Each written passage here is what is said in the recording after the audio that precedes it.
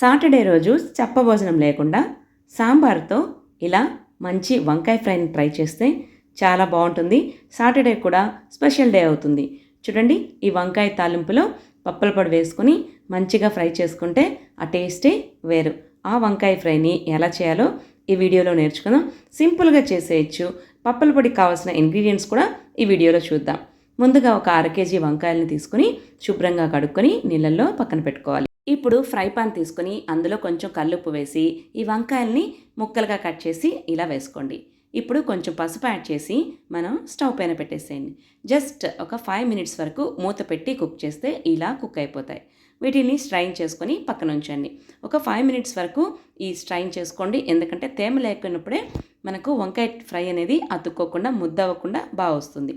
ఇప్పుడు ఈ fry పాన్లో oil వేసి పచ్చిశనగపప్పు, ఆవాలు, జీలకర్ర, ఎండుమిర్చి, కరివేపాకు వేసి కాసేపు చిటపట అనిన తర్వాత మనం ఒక 2 ఉల్లిపాయల వరకు ముక్కలు కట్ చేసుకొని కొన్ని వెల్లుల్ని కూడా దంచి వేసుకోండి.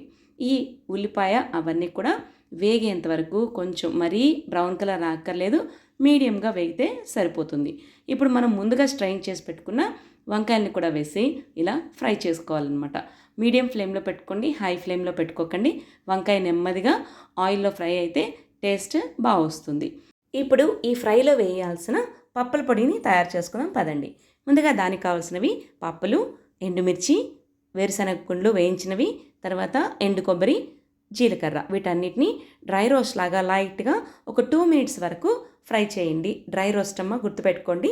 నెక్స్ట్ ఇప్పుడు వాటన్నిటిని చల్లారాక మిక్సీలో వేసుకుంటే ఇలా పౌడర్ రెడీ అయిపోతుంది. ఇప్పుడు మన వంకాయ కూడా కుక్ అయిపోయింది, ఫ్రై అయిపోయింది. ఇప్పుడు ఫైనల్ టచ్గా ఈ మనం ముందుగా వేసి పెట్టుకున్నటువంటి పప్పుల పొడిని వేసేసేయండి. లైట్గా మంటని తగ్గించేసేసేయండి. జస్ట్ 1 మినిట్ వరకు జస్ట్ అలా తిప్పేసి కొత్తిమీర చల్లుకుంటే మనకు ఎంతో టేస్టీగా ఉండే సింపుల్గా చేసుకునే వంకాయ ఫ్రై అనేది రెడీ అయిపోతుంది. నచ్చిందా వంకాయ ఫ్రై? మీరు ట్రై చేస్తారా? ఈ వంకాయ ఫ్రైకి లైక్ ఇస్తారా? మీరు లైక్ చేస్తే ఇంకొంతమందికి మన వంటలు రీచ్ అవుతాయి. ఫస్ట్ టైం కనుక మన ఛానల్ చూస్తూ ఉన్నట్లయితే సబ్స్క్రైబ్ చేసుకొని మీ ఫ్రెండ్స్ అండ్ ఫ్యామిలీ మెంబర్స్కి షేర్ చేయండి. మీ లైక్స్ అండ్ కామెంట్సే నాకు మోటివేషన్. మరో వీడియోతో మళ్ళీ కలుద్దాం. బాయ్.